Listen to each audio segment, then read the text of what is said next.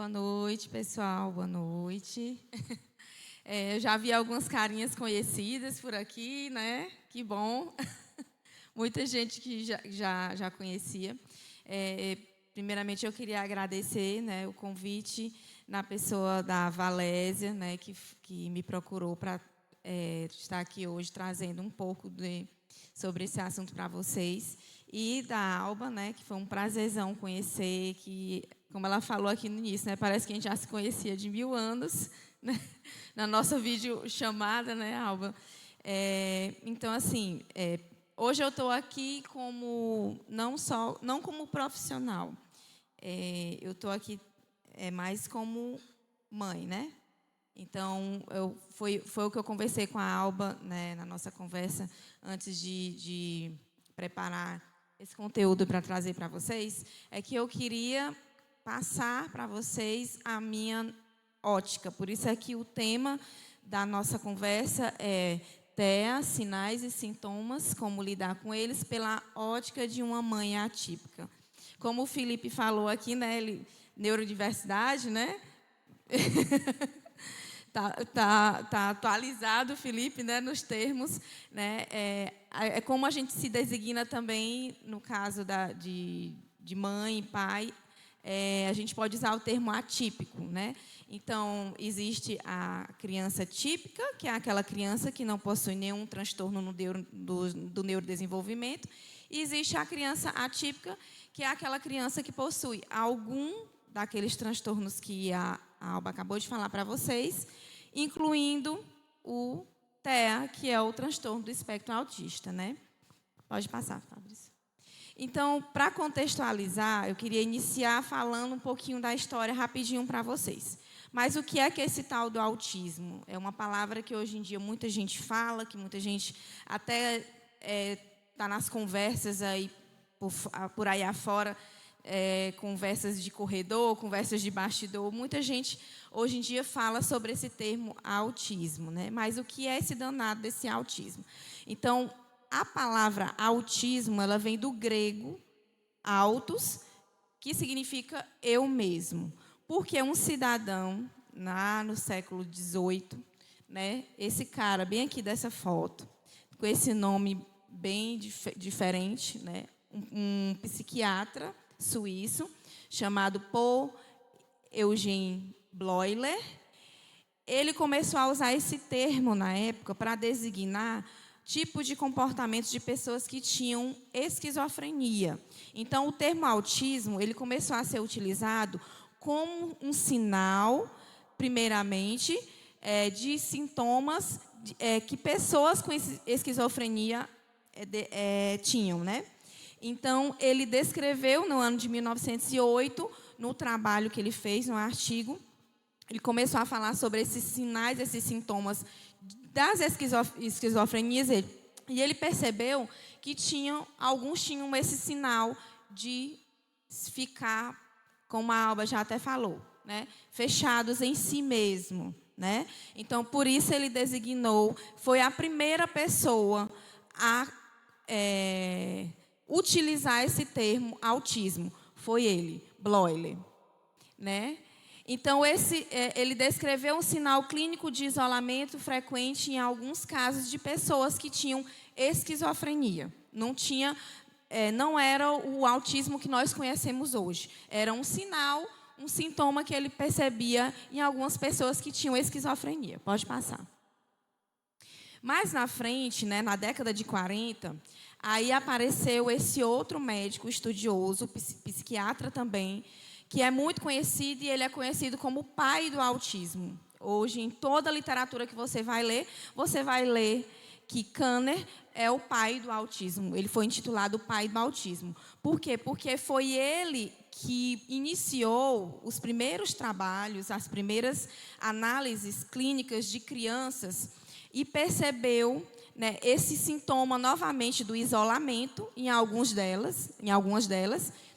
E aí, o que modificou da análise de Kanner para a análise do Bleuler é que Bleuler dizia que o autismo era um sintoma da esquizofrenia, ligado a uma patologia mental chamada esquizofrenia.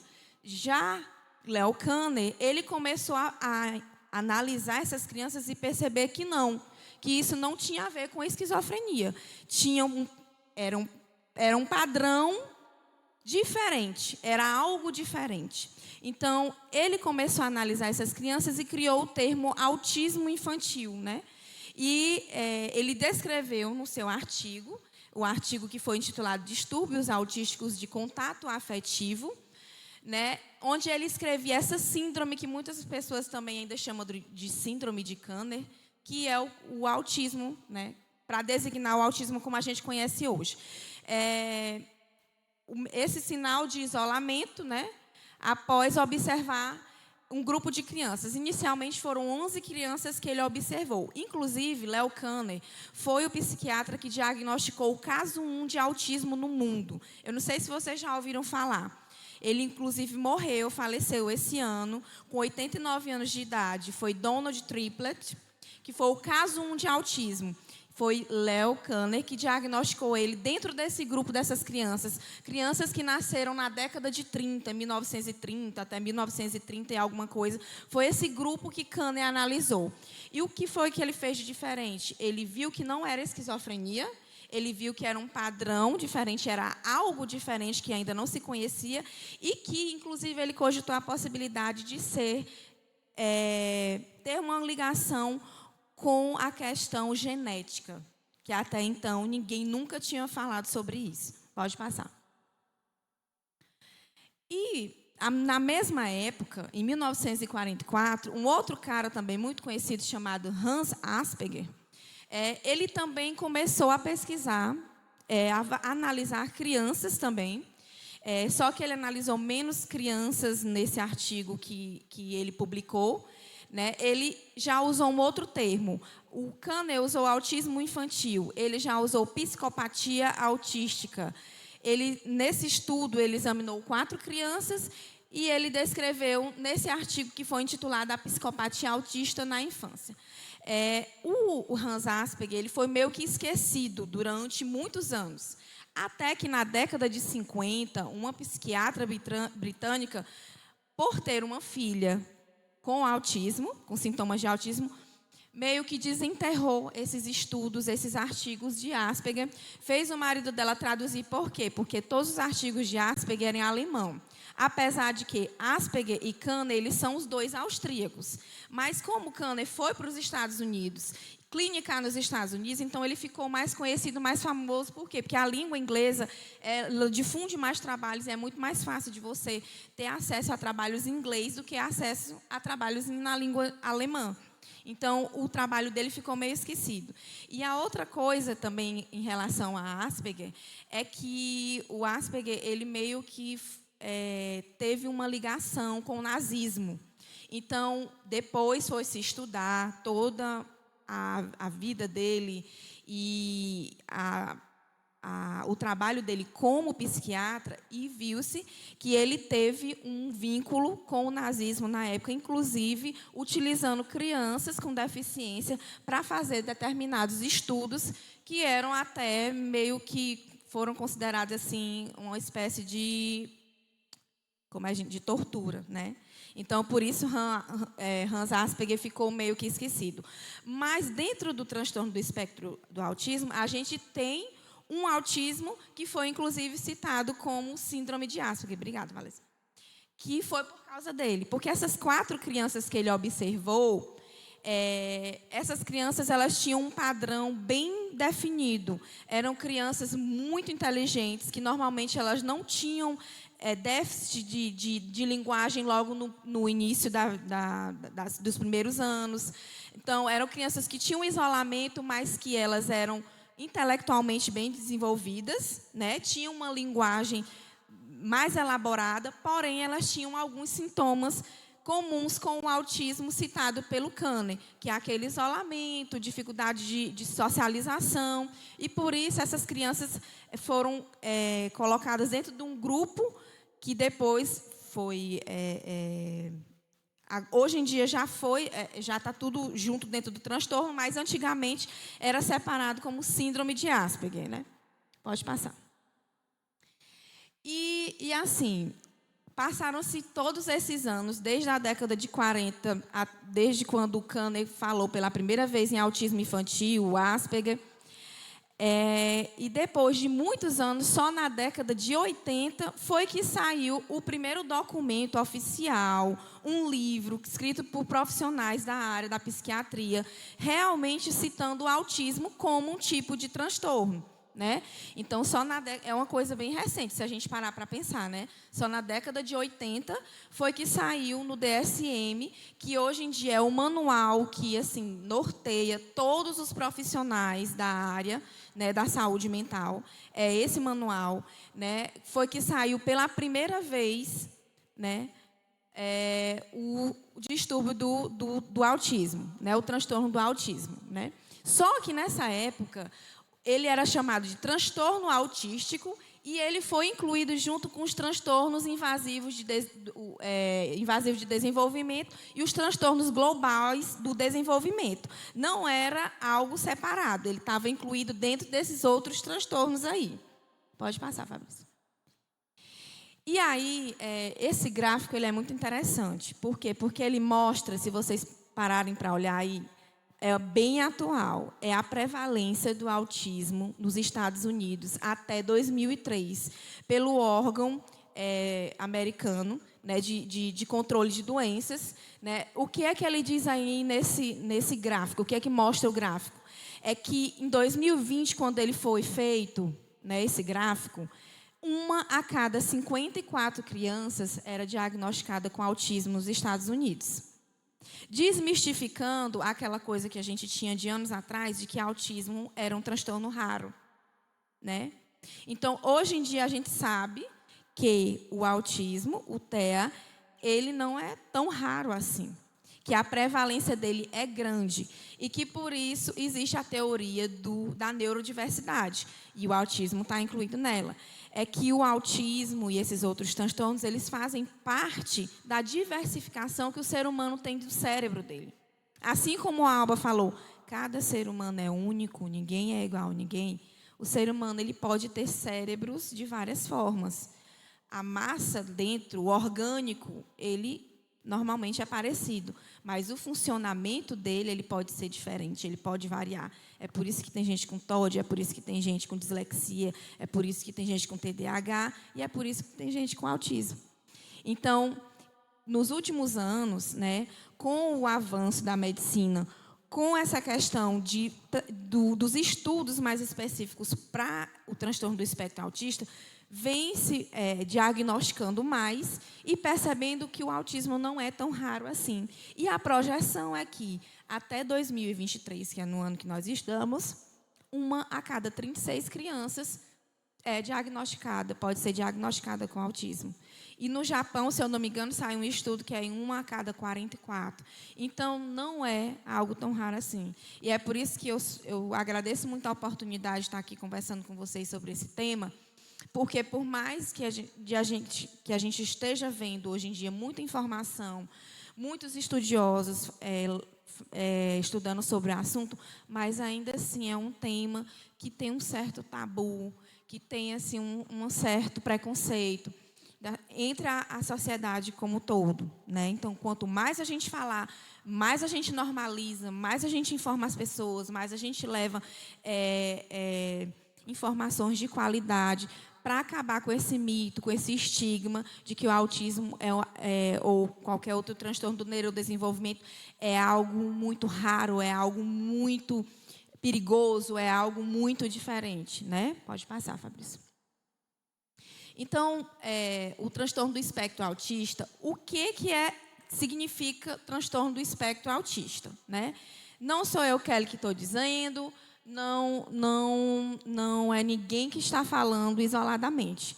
Esse conceito ele foi dado lá naquele livrinho, naquele manual que eu mostrei para vocês, que é um manual feito pela Associação Americana de Psiquiatria. Tá? E esse conceito é o do manual mais novo, que ele está na 5ª versão. Então, o DSM-5, que foi feito em 2013, mas que tem revisão já do ano de 2023. Porque esses manuais eles não são atualizados anualmente. O DSM-4 ele era de 1994. E ele só foi atualizado em 2013. Então, requer um tempo para que esses profissionais se juntem, se unam para estudar e fazer modificações nesse manual. Então, esse conceito, ele está nesse manual de 2013, que ele diz o quê? Que o transtorno do espectro autista, o TEA, ele é um transtorno do neurodesenvolvimento caracterizado por dificuldades de interação social, comunicação e comportamentos repetitivos e restritos. É o que a gente chama de tríade do autismo. Quer dizer, para poder a pessoa ser diagnosticada com TEA, ela precisa ter alterações nesses 3 aspectos: interação social, comunicação e comportamento. Pode passar. Então, essa é uma fotinha do meu filho Adam, quando ele tinha 1 ano e... eu acho que 1 ano e 10 meses, mais ou menos, 1 ano e 8 meses, por aí. Eu quis colocar essa fotinha, porque essa fotinha foi assim que ele começou as primeiras sessões de terapia dele. A gente comprou essa mesinha, essa cadeirinha, e aí ele fazia as sessões de psicoterapia em casa, no início, né? Agora ele já faz na clínica, mas no início era lá em casa. Aí ele com o livrinho dele das formas, porque nessa época ele já começou a ter esse interesse, essa curiosidade por formas, por letras e números. E eu não botei, mas tem um videozinho dele muito legal, ele olhando esse livrinho e falando já o nome das formas, né, e tal.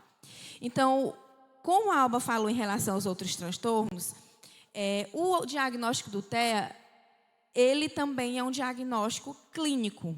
Ou seja, você não dá o diagnóstico de transtorno do espectro autista, de autismo, para uma criança por um exame. Nem de laboratorial, nem exame de imagem. Não. O diagnóstico, ele é essencialmente clínico. O que é isso, Kelly? Um diagnóstico clínico é que o profissional ele vai observar, ele vai analisar o comportamento daquela criança durante a consulta ou durante a terapia. A família vai relatar como que é essa criança dentro do convívio diário, o convívio da rotina, e aí, a partir de então, é que esse diagnóstico vai ser feito. Então, não existe um exame, não existe um marcador que vai dizer você tem autismo, você não tem autismo. Não. Isso tem que ser avaliado clinicamente. Pode passar. E aí, dentro do DSM, ele também cita a classificação do autismo, ou os níveis de gravidade do autismo. É uma coisa que as pessoas sempre me perguntam. Mas o teu filho, qual é o grau de autismo dele? As pessoas sempre acham que isso é muito relevante, é muito importante. É importante? É importante. É importante para título da escola, é importante para título dos terapeutas, como eles vão fazer o plano, né, de tratamento dessa criança. Mas autismo é autismo, independente de ele ser leve, de ele ser moderado, de ele ser severo, como diz aqui a classificação. Não vai ser isso que vai dizer se meu filho é mais autista ou menos autista, porque não existe isso. Ou ele é autista ou ele não é. Não existe um pouquinho autista, não existe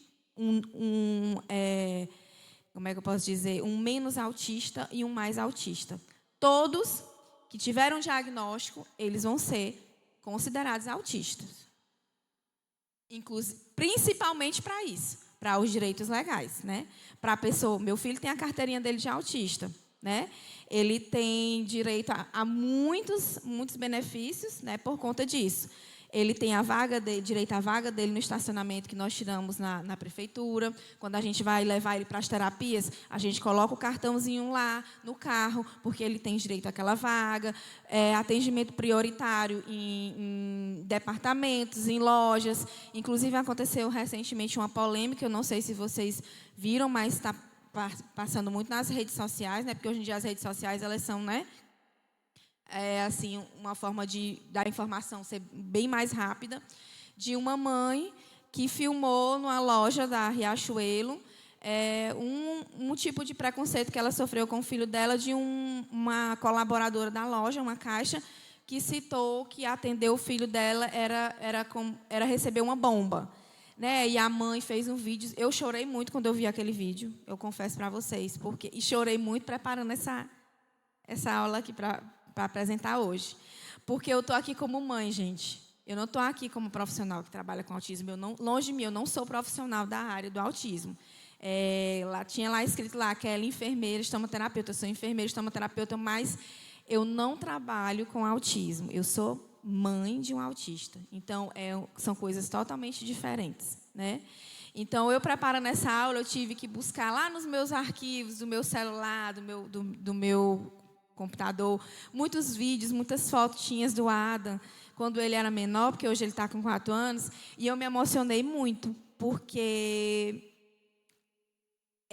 você vê que o investimento que você fez e você vem fazendo na criança vale a pena.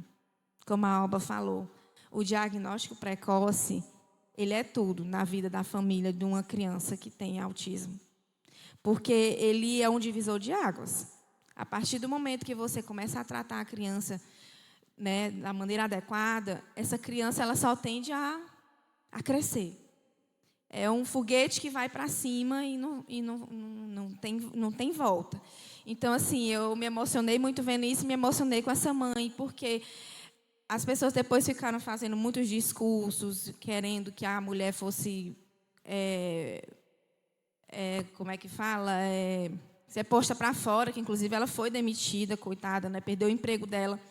Mas, assim, eu acho que se a gente procura respeito, a gente procura empatia, a gente também não pode disseminar o ódio. Então, coitada, gente, talvez ela não tinha informação que ela precisava ter, né? Sei lá, ela não estava num dia bom, mas eu também me coloco no lugar da mãe, porque se fosse meu filho, eu também ia defender com unhas e dentes. Então, a gente que é mãe, a gente tem uma vida muito corrida, leva de uma terapia, vai para outra, vai para a escola. É muito puxada a vida de uma mãe atípica, porque eu sempre digo, você que tem uma criança típica, você vai levar seu filho para a escola, ele vai voltar, no máximo ele vai fazer a tarefinha dele em casa. Se você quiser levar ele para o inglês, é porque você quer que o menino aprenda inglês mesmo, beleza, você vai levar. Mas é opcional, né? Para o Kumon é opcional, para a natação é opcional. Mas para os nossos filhos levar para a terapia, não é opcional. Se a gente não levar, eles não vão evoluir, eles não vão melhorar. Então, é uma obrigação que a gente tem para com eles e para com a nossa família. Então, é corrido, porque a criança é uma criança que ela não tem uma infância igual a das outras crianças, de que vai só para a escola e volta, vai natação, vai brincar. Não, ela tem aquela responsabilidade desde muito cedo de estar indo para a clínica, fazendo as sessões dela de terapia com o psicólogo, com o terapeuta ocupacional, com a psicopedagoga, com o fisioterapeuta, com qualquer um desses profissionais que ele necessite, né, a depender da situação de cada criança. Então, dentro da classificação, a gente tem um nível leve, que hoje em dia a gente chama de nível 1 de suporte. Por que ele é chamado de nível leve ou nível 1 de suporte, né? Porque, em relação à interação e à comunicação social, essas crianças podem apresentar prejuízos, mas não necessitam de tanto suporte, né? Tem dificuldade nas interações sociais, respostas atípicas e pouco interesse em se relacionar com o outro. Em relação ao comportamento, apresentam dificuldade de trocar de atividade, independência limitada para autocuidado, organização e planejamento. Então, eles têm todas essas alterações naquela tríade que a gente falou, interação social, comportamento, né? Mas elas são mais leves, menos prejudiciais. Pode passar. O 2, o moderado, ele tem a mesma... as mesmas dificuldades nos mesmos gêneros, porém, o suporte já é substancial, né, para essa criança. Apresenta déficit de conversação, dificuldade de interação social, muitas vezes precisam ser mediadas. Em relação ao comportamento, pode apresentar dificuldade em mudar de ambientes, desviar o foco, a atenção e necessita de suporte em muitos momentos. O severo, né, eles necessitam de suporte substancial. apresentam déficits na conversação, dificuldades na interação social, as quais muitas vezes precisam ser mediadas. Em relação ao comportamento, pode apresentar dificuldade em mudar de ambiente, desviar o foco à atenção, necessitando de suporte em muitos momentos. Então, a diferença é o suporte que cada um tem. Um necessita menos, um necessita moderado e o outro necessita mais. Porém, todos os três são autistas do mesmo jeito. Eles vão ter prejuízos naquela tríadezinha que a gente já falou. Então, não tem, independente disso, eles são autistas da mesma maneira e têm os mesmos direitos. Pode passar. Então, como eu falei, quem falou isso, quem disse isso não fui eu. Quem fala isso é o DSM, que é o Manual, né, Diagnóstico Estatístico dos Transtornos Mentais, que está na 5ª edição e é elaborado pela Associação Americana de Psiquiatria. Esse manual ele foi muito importante, por quê? Principalmente essa 5ª edição, que é a mais atual, porque normatizou as características globais do autismo, porque antes era vinculado ao transtorno invasivo do desenvolvimento, ao transtorno global do desenvolvimento, e hoje em dia não. É o transtorno do espectro autista e tem alguns desses transtornos específicos que estão dentro do TEA. Mas ele meio que englobou tudo isso e especificou melhor os sinais e os sintomas para que favorecesse mais o diagnóstico dessas crianças. Então, o DSM-5 ele foi importante por causa disso. Então, ele fez a fusão do transtorno autista, do transtorno de Asperger, do transtorno global do desenvolvimento, no transtorno do espectro autista. Hoje, tudo isso é transtorno do espectro autista. É por isso que as pessoas dizem, está na moda. Não é que está na moda. Não é que aumentou. É porque hoje em dia percebeu-se que tudo o que era uma coisinha ali separada, tudo se caracteriza pela mesma coisa. Todo mundo está dentro do transtorno do espectro autista. Pode passar. E aí, esse gráfico ele é muito legal porque ele mostra que, além daquela tríade que a gente falou, da criança que tem que ter o prejuízo naquelas 3 áreas, ele mostra que o DSM-5 fala o quê? É obrigatório que a criança ela tenha essas 5 condições para que o diagnóstico dela seja feito. Qual é a primeira delas? Déficits persistentes na comunicação e na interação social. A segunda, comportamentos restritos e repetitivos. A terceira, sintomas presentes no início da infância. Como a Alba falou, o autismo... Eu não falei para vocês, mas o que causa o autismo? Não se sabe muito bem o que causa o autismo. Quem descobrir isso vai ganhar um prêmio Nobel, né? Porque até hoje a gente não sabe o que realmente, efetivamente, causa o autismo. A gente sabe que a maior porcentagem da causa do autismo é a genética. Então, se você tem um pai, uma mãe, um avô, um irmão com autismo, a chance de você ter um filho, um parente com autismo, ela é muito maior, porque seus genes são parecidos. Você vai passando de um familiar para o outro. Então, a causa do autismo é genética. Se ela é genética, enquanto a criança está gerando lá na barriga, como a Alba falou, isso já está acontecendo. A criança já nasce com ela. Não é uma doença contagiosa, não é algo que se passa, não é algo que se pega.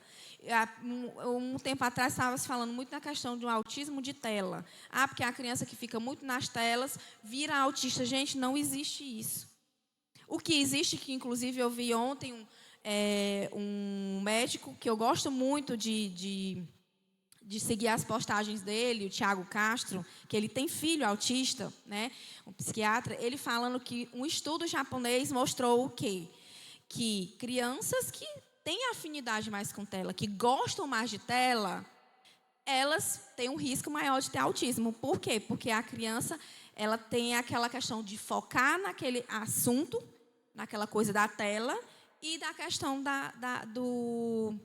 de se afastar do ambiente social. Porque quem está na tela vai ficar ali na tela. Ela vai se restringir, ela vai se isolar. Então, é o contrário. A criança que ela quer muito ficar na tela, ela já pode ter o autismo. Ela já pode não, ela já deve ter o autismo. E esse interesse pela tela, além do normal, pode ser um sinal de que ela é autista. Mas não que ela ficar assistindo coisa na televisão, no tablet ou no celular vai tornar ela autista, né? Então, é algo que já vem da criança na infância. Lá dentro, quando ela estava formando dentro da barriguinha da mãe dela. O quarto, prejuízos significativos na vida diária. Então, como eu falei, o nível 1, o nível 2 e o nível 3, independente do suporte que eles precisem, eles vão ter prejuízos. Tá? Não é porque ele é mais leve que ele não vai ter prejuízo na vida dele. Todos eles vão ter prejuízos em algum momento, em algum aspecto da vida deles. E a exclusão de outra condição que explique melhor os sintomas. Então, para fechar o diagnóstico de autismo, bater o martelo e dizer essa criança, essa pessoa tem autismo, ela tem que estar dentro dessas 5 condições. Porque o que acontece? Às vezes, a pessoa ela pode ter características autísticas. Ela pode ter. Quem aqui nunca sentiu, por exemplo, nojo de alguma textura de alguma comida? Ou então, eu não como isso porque eu não gosto, porque eu não quero, porque uma certa seletividade alimentar, ou então não gosta de algum cheiro, né? Então, tem algumas características que são muito frequentes nas pessoas com autismo, que as pessoas típicas elas vão ter, mas isso de maneira isolada, de uma forma que não cause prejuízo na vida dela. O autista, necessariamente, ele vai ter aquelas características e aquelas características elas vão causar prejuízo. Então, essas 5 condições, elas têm que acontecer juntas, para poder eu dizer, aquela pessoa ela é autista. Aí vem aquela história, mas fulano, eu digo assim, pois então eu sou meio autista, o fulano é meio autista.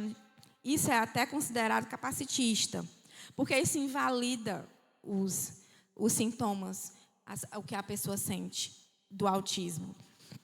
Então, não existe um pouquinho autista. Ou ele é autista ou ele não é. O que acontece é que, inclusive, familiares de autistas, eu mesmo já me perguntei, eu acho que eu posso ter um fenótipo ampliado para o autismo, até mesmo TT. Eu estou eu vou atrás. Porque na minha família, realmente, eu vi, depois que a gente começa a entrar nesse mundo do autismo, porque como a Alba falou, quando eu descobri que meu filho era autista, eu fui imergir no mundo do autismo, eu fui estudar. O que é isso? O que eu tenho que fazer? Como é isso? Como se manifesta? Fui estudar para poder eu entender melhor e tratar do meu filho melhor, né? Então, eu comecei a ver, quando a gente começa a olhar para os familiares, a gente, meu Deus do céu, aquela criatura ali, tem muita. Se não for, chega muito perto, né? Então, assim, hoje, como eu já tenho um diagnóstico na família, então, muito provavelmente mas nunca foi diagnosticado. Então, o fenótipo ampliado do autismo são aquelas pessoas que têm o gene do autismo na família, mas que não necessariamente ela é considerada autista. Ela tem algumas características, mas que não fecha essas 5 condições para que ela seja diagnosticada com autismo. Pode passar. E aí, mais uma fotinha do Adam, aí, né, ele dentro de uma casca de um tronco lá em casa, né, menino? Para dizer o quê? Entrar nos sinais, nos sintomas do autismo. Mas o que a gente observa? Esses sinais, esses sintomas que eu vou citar para vocês, são os sinais e sintomas mais específicos na primeira infância, entre crianças de 0 a 2 anos de idade, tá? Então, o que a gente vai perceber nessas crianças que podem dar aquela pulguinha atrás da orelha? Será que esse menino não é autista, né? O que pode ser? Dentro da área da comunicação e da interação. Aquela criança que ela não mantém contato visual para chamar a atenção de alguém ou tentar se comunicar. Ou, não só ela pode não manter o contato, ou ela pode ter o contato, mas um contato muito, que a gente chama assim, aquele contato bem rápido, né? Às vezes você chama ela olha, mas ela já tira o olhar. Então, esse é um outro mito que existe muito sobre o autismo. Toda criança autista não olha nos olhos. Mito. Não é assim. Cada criança, cada pessoa é um indivíduo diferente, cada um é de um jeito. Pode ser que aquela criança, ela se sinta incomodada, ela não sinta necessidade de olhar nos olhos. Mas tem crianças que já olham, mesmo que seja um olhar fugaz, mas ela pode olhar.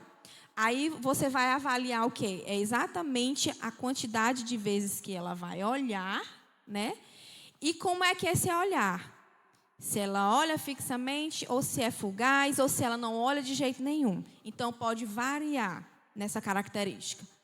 Não apontar objetos para mostrar ou pedir algo a outra pessoa. É o que a gente chama de atenção compartilhada. É a criança querer mostrar para você que ela está vendo aquele objeto, aquele brinquedo, aquela pessoa que ela gosta muito. E ela vai apontar com o dedinho dela para mostrar isso para você. Eu tenho uma história muito interessante sobre isso. Já contei até para o Bernardo e para a Valésia. E eu gosto muito de contar essa história, porque eu considero a minha primeira vitória como mãe de autista, quando a gente começou essa odisseia, essa luta com as terapias do Adam. Quando o Adam foi diagnosticado, meu filho foi diagnosticado com 1 ano e 8 meses. Ele não apontava ainda para nada, para mostrar nada. Eu podia mostrar essa cruz bem aqui para ele e dizer para ele: filho, olha a cruz. Olha lá, mostra para... Cadê a cruz? E o Adam não fazia nada. Ele nem dizia cruz, nem tentava balbuciar, nada. Ele só ficava lá, não dizia nada. Ou seja, ele não demonstrava que ele tinha interesse por aquilo ali para mim, né? E aí, quando ele foi diagnosticado, eu comecei a assistir uns vídeos de um psicólogo que eu gosto muito, do Instituto Farol, o Tiago Lopes, que ele também tem 2 filhos autistas. E um desses vídeos, ele, dentro da casa dele, ele mostra técnicas para ensinar o cuidador, os pais daquela criança, como treinar aquela criança para apontar para as coisas. E aí eu assisti esse vídeo e eu disse ao meu marido assim: nós vamos fazer isso aqui em casa. E aí o Adam já fazia psicoterapia, né, psicólogo e fono, mas ele ainda não tinha iniciado a terapia ocupacional, que a neuropediatra também prescreveu para ele. Aí começamos. Escolhemos todos os brinquedos que tinham dele lá em casa à vista, à mostra.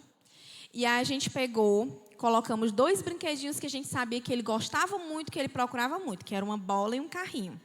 Na época ele chamava bola de boia. E o carrinho era bibi, que era o barulho da buzina. E aí a gente colocava na gradezinha da janela, e quando ele passava ali, ele olhava. Aí a gente perguntava: olha, filho, olha, o que é que você quer? Você quer o carrinho ou você quer a bola? Aí na hora que ele ia falar, a gente já pegava a mãozinha dele, fechava esses 3 dedinhos e deixava esses 2 assim apontando.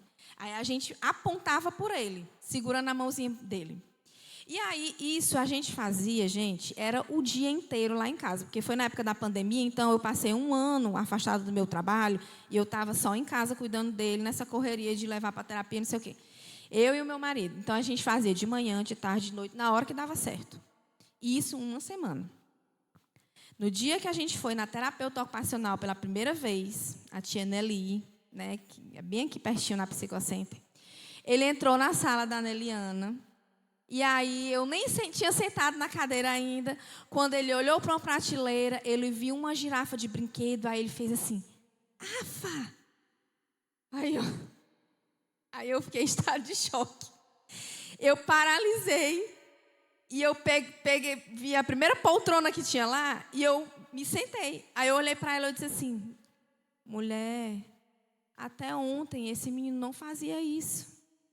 Aí ela ficou: como assim, Kelly? Mulher, ele não apontava para nada. A gente está com 1 semana treinando ele. E aquilo ali, para mim, eu sempre me arrepio quando eu conto essa história, porque foi o primeiro sinal para mim como mãe, né, e para o meu marido, de mostrar para a gente que valia a pena a gente investir nele.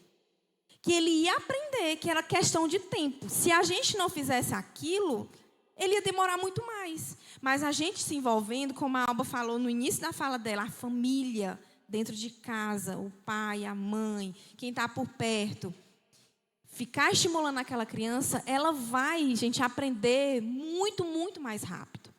Então, aquilo ali para mim foi assim, tudo. E de lá para cá, a gente tenta fazer isso o tempo todo com a Ada, né? Sempre trabalhar com ele em casa, essas questões. Não responder consistentemente quando chamados pelo nome. Eu acho que tem um videozinho aí que mostra. Eu chamava: Adam, olha aqui, filho. Ele não olhava. Ele não olhava. A criança, na hora que você chama pelo nome dela, ela automaticamente já sabe que é ela já se reconhece naquele nome e ela vai olhar para você, para saber o que você está querendo, né, comunicar para ela. Então, a criança autista, ela tem essa dificuldade. Às vezes, ela não tem realmente interesse, ela acha... Ela está, às vezes, fazendo uma atividade que é o foco dela. Ela está fazendo uma estereotipia e ela não quer parar de fazer aquilo ali para olhar para você. Ela tem preferência por coisas e não por rostos, por pessoas. Na cabecinha dela é mais importante aquela atividade que ela está fazendo e não olhar para você. Por que essa pessoa está me chamando? Eu não quero olhar para ela, eu quero continuar fazendo isso aqui que eu estava fazendo. E com a Ada foi bem assim. Não reagir a sons ou ter hipersensibilidade a eles. Sei lá, ouvir um barulho muito alto, mas não está nem aí. Ou o contrário, o Adam, ele tinha muito de que quando a gente ficava na esquina da casa da minha mãe, que tem uma rua asfaltada que passa muito carro e moto, ele se assustava sempre na hora que passava uma moto. Muito. E até hoje ele tem hipersensibilidade a alguns sons, né? Então a criança ela pode ter isso. Ou ela não está nem aí, o barulho estrondoso, ou então o barulho incomodar muito ela. Pode passar. Não usar gestos como acenar as mãos, dar tchau, bater palmas, balançar a cabeça para indicar sim, não. O Adam teve isso. Mas o que aconteceu? Não é só ela não fazer. O que pode acontecer? Ela pode deixar de fazer, que é pior ainda. Foi o que aconteceu com meu filho.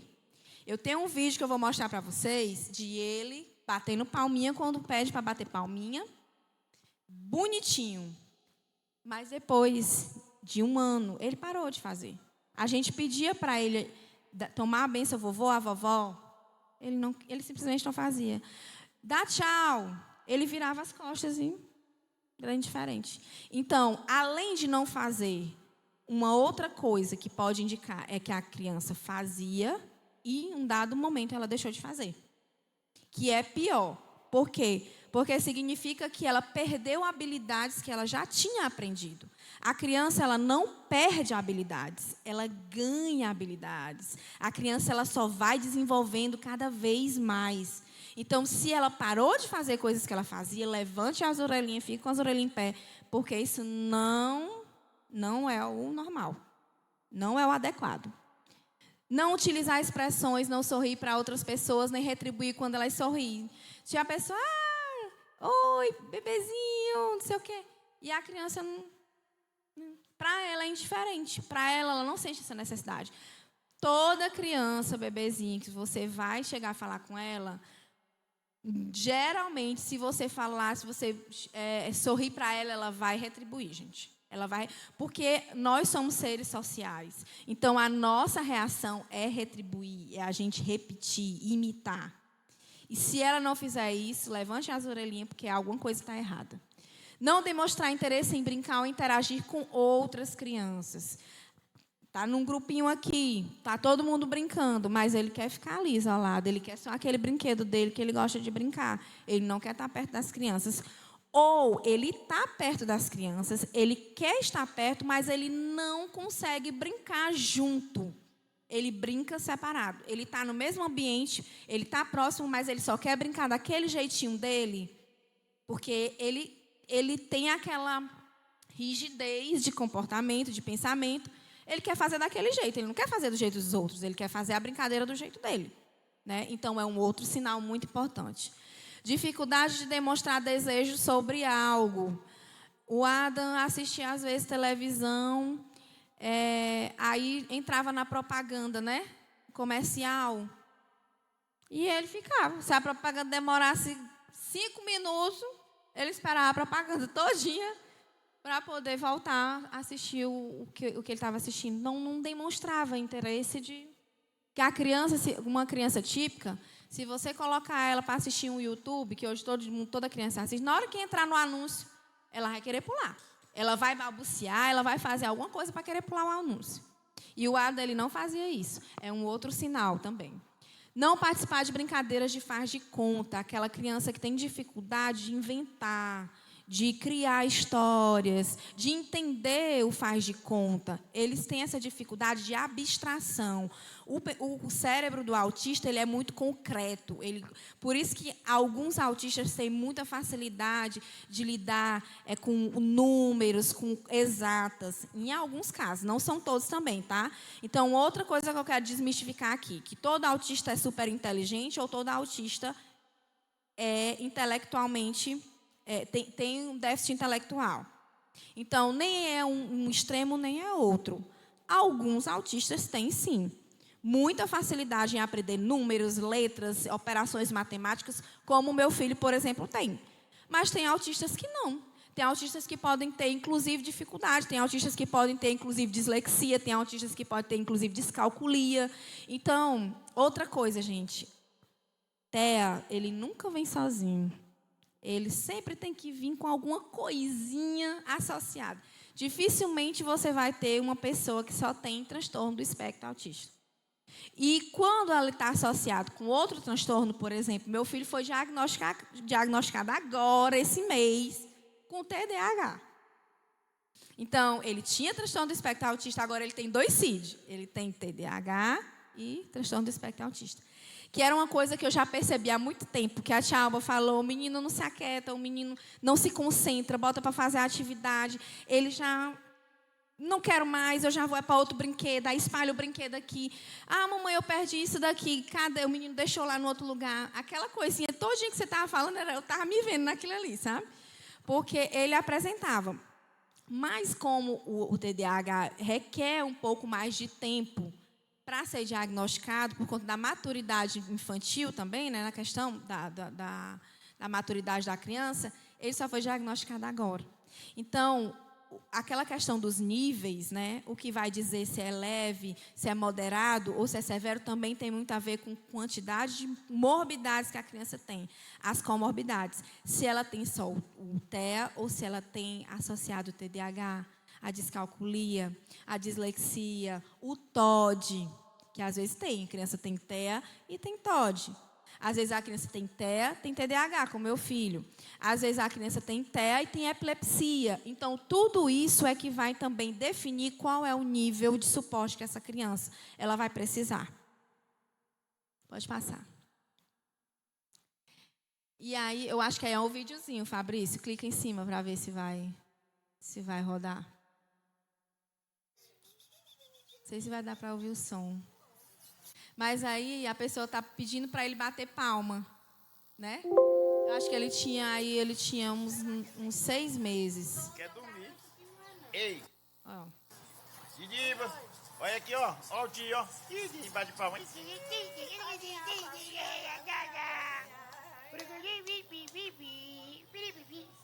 Bate palminha, bate. Olha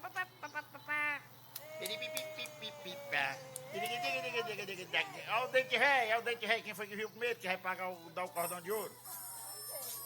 Hein? Esse vídeo eu coloquei para mostrar para vocês essa história de que ele fazia, mas ele deixou de fazer depois. E outra coisa, que algumas crianças podem apresentar apenas alguns sinais discretos, enquanto outras podem ter vários sinais mais severos. E isso pode variar também de acordo com a idade e o estágio de envolvimento da criança. Então, é muito variável. A gente tem que estar muito realmente sensível a perceber, a olhar, a analisar, a ficar de orelha em pé para poder a gente, né, realmente dizer, não, tem alguma coisa errada. Não, porque se eu tivesse ouvido algumas pessoas que me diziam, não, ele vai fazer, mulher, porque ele é muito novo. Toda criança tem seu tempo. A boca das pessoas dizer, toda criança tem seu tempo. Toda criança tem seu tempo. Mas não é bem assim. E não é bem assim. Existem os marcos do desenvolvimento. Aquela criança ela tem tempo certo para fazer cada coisinha. E se naquele tempo ela não fez, alguma coisa tem de errado. Pode passar. Em relação ao comportamento, os sinais que a gente pode perceber são os padrões repetitivos, restritos de comportamento, atividades ou interesses. Por exemplo, aquela criança que ela só quer brincar com aquele brinquedo, com aquela, às vezes até pessoa, aquele coleguinha, ou então ele não quer brincar uma brincadeira como toda criança brinca. Ele quer, por exemplo, enfileirar as coisas. Ele quer, por exemplo, empilhar os brinquedos. Ele quer, por exemplo, girar. Então, os padrões repetitivos, né, que a gente chama de brincar disfuncional. Até a brincadeira tem um jeito certo. Se a criança ela não está brincando daquele jeito certo, né, entre aspas, você tem que analisar. Porque se o carrinho ele está pegando, ele não está, né, deslizando o carrinho, fazendo barulho, ele está querendo virar os pneus como o meu fazia e girar a rodinha, né, não é diferente, né? E as estereotipias e manias, apego às rotinas, hiperfoco em objetos ou assuntos, reação peculiar a determinadas texturas, sons, cheiros ou iluminação, pode ser uma hiper ou uma hiporreatividade. As estereotipias são comportamentos que a criança faz, que a gente chama de comportamento de autorregulação. A gente vai falar mais na frente. São coisas, movimentos, às vezes até sons que ela produz, né? Fora de contexto, às vezes, num contexto totalmente diferente, mas que ela quer fazer porque dá prazer para ela, porque ela se autorregula fazendo aquilo. Ou chacoalhando as mãos, ou emitindo determinados sons, ou olhando para as mãos, né? Então, essas são as estereotipias. Reação peculiar a determinadas texturas. Tem um videozinho aí do Adam pegando numa meleca. Passa, Fabrício. Eu não sei se é agora. Pronto. Aqui foram as primeiras estereotipias que o Adam fez. Eu comecei a observar essas estereotipias e eu fiquei muito, assim, curiosa. Eu levei esse vídeo para a pediatra dele, que eu levava ele todo mês, no primeiro ano de vida. Eu levava ele na pediatra. E quando ele estava perto de completar 1 ano, eu levei o vídeo e ela simplesmente não me disse nada. Ela só disse que tinha que observar, mas que não significava nada. Pode colocar aí, Fabrício. Fiote. É um amorzão, não. É o fiote. Uma meia que ele está na mão. Fiote. E ele está chacoalhando. E eu estou chamando filhote, ó. O outro. Fiote. Adam. Lindo. Olha a concentração que ele tem no objeto. Ele fica o tempo todo olhando. Pezinho, mamãe. Pezinho, mamãe. Pezinho, mamãe. E ele nem olha para mim. Não. Ele fica só olhando. Ele não olha para mim. E eu falando com ele. Depois menino. ele continuou. Aí eu falei, menino, olha para mim. No final desse último vídeo. Então, isso aí foi um dos primeiros sinais. O Adam não tinha nem 1 ano de idade, gente. Quando ele começou a fazer isso daí. Bem gordinho, né? Pode passar. O outro, olha a questão dos movimentos. Ele tinha esse triciclo que ainda tem. A criança, a gente senta ela para andar. O que é que ele queria fazer? Ele virava e girava o pneu. Ele queria ficar girando o pneu. Para ele, o interessante era girar o pneu. Dentro da casinha, mamãe! Baixa um pouquinho. Escondido! Você tá escondido na casinha! Ele vai Manda sair, um beijo o pra que ele vai Dinda, fazer? manda um beijo pra Dinda. Eu pedi para ele mandar um beijo, ele nem olhou para mim, nem falou nada. Aí ele sai, aí o que ele vai fazer? Ele vai pegar o carrinho e perceba que... Rastro de Porque eu passei muito rapidamente. Mas quando ele desliza o carrinho, ele fica olhando pro até pneu. uns minutos atrás. Ele não fica fazendo barulhinho, bibi, não. Ele fica deslizando e olhando para o pneu girar. Porque para ele o interessante era o movimento giratório, era aquela coisa de ver girando. Exatamente, exatamente. Pode passar. Aí, uma outra questão do hiperfoco, que a gente falou. O Ada não tinha nem 2 anos. Eita, muito bem, bate aqui. Eu não sei se vocês ouviram, ele está contando em inglês. 1, 2, 3, 4, 5, até o 20.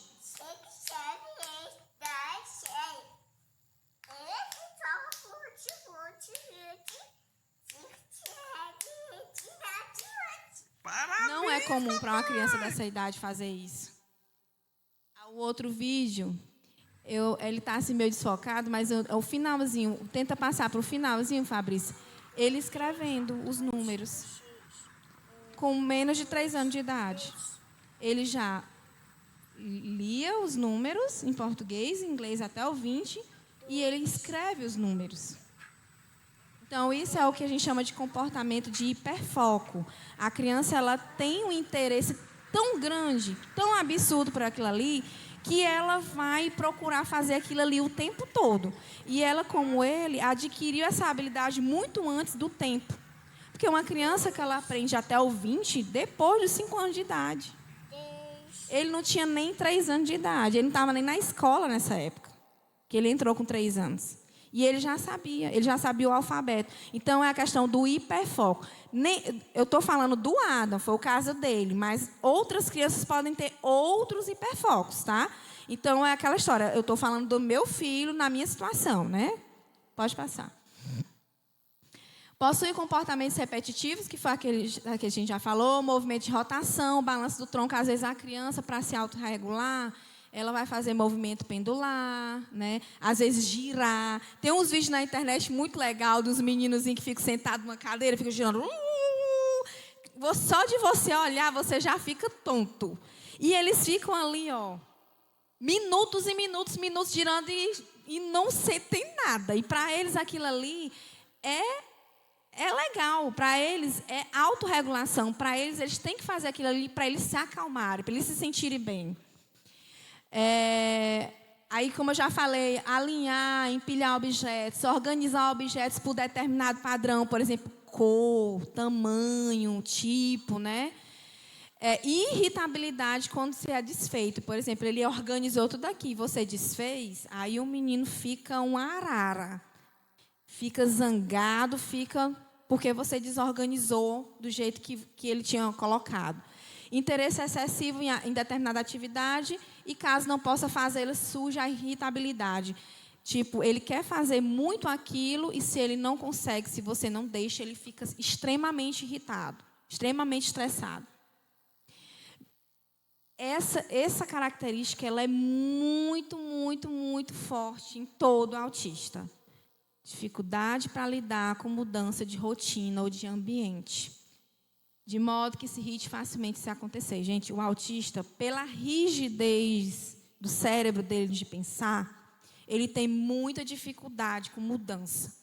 Normalmente, os adultos são aquelas pessoas que passam anos e anos trabalhando naquela mesma profissão, vão para o trabalho todo dia, que são super, hiper, mega assim, focados no trabalho. Por quê?